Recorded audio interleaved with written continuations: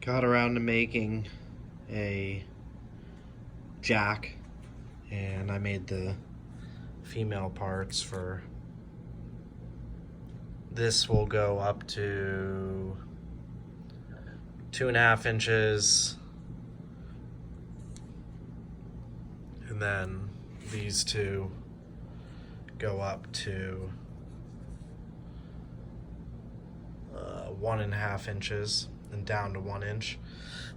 And these go down to 1.5 inches. So that gives me a nice little set. This one came out nice. Although that knurl technically is a double knurl. But I won't tell if you don't tell.